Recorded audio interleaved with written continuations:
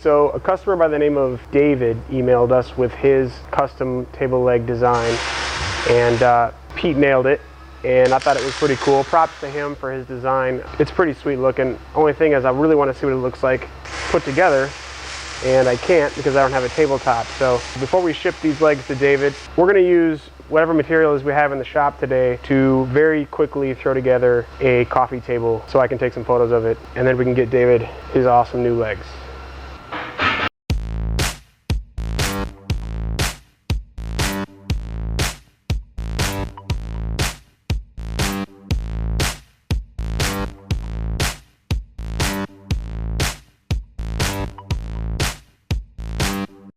So the first thing we're going to do is remove the pallet wood. Normally I do more of a hunt for my pick of choice pallet wood, but we had this pallet laying around the shop, so we went with what we had. This is easily the hardest part of the job. Trying to get this pallet wood off without damaging it can be super tricky. There's definitely better ways to do this, but we didn't have all the tools available, so again we went with what we had, which in this case is a flat bar and a hammer. I don't know, maybe I'll do another video in the future on how to properly remove pallet wood without damaging it. As you can see, Nicholas is struggling a bit here. This pallet happens to be especially stubborn. Step 2. Do super fast sanding.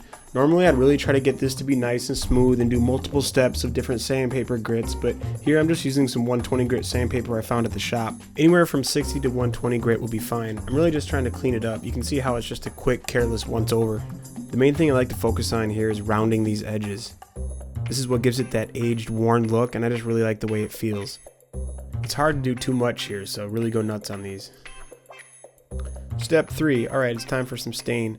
I found this stuff in the shop and there was just enough left to do the project.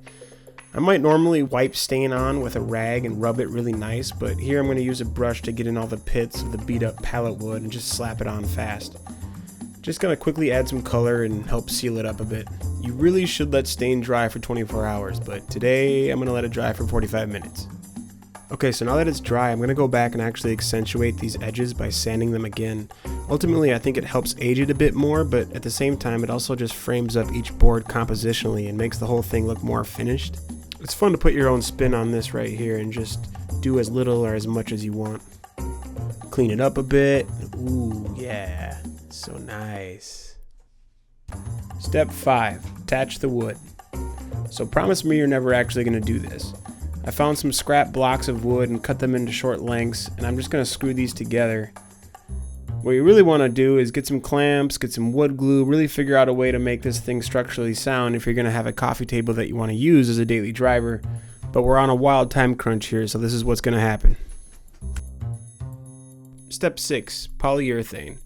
Again, I'm going to do this pretty much exactly opposite of how I would normally do it. I'm going to wipe this on really thick with a brush. This is a clear matte polyurethane by Rust-Oleum. It's a nice matte finish.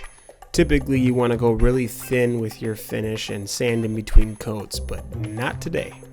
Today I'm going to slap this stuff on real sloppy like, and then I'm going to do nice long brush strokes just to make sure we don't have any visible brush strokes when it dries. It goes on white, but don't worry, it'll dry clear. And I'm just going to get all the excess heavy stuff off just to make sure we don't have any drips.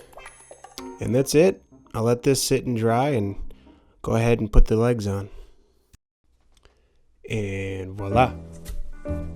Modern industrial coffee table. I'm not going to bother taking the time to show you how I attach these legs. There's a lot of options there, so I'll save that for another video.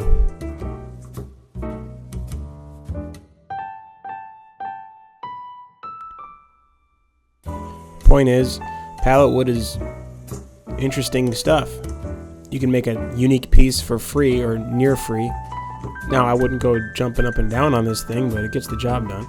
And I did it in just under 3 hours. My name's Levi and I'm with Symmetry Hardware. I hope to do more of these videos, so let me know what you're interested in and subscribe to the channel if you want to check the next one out.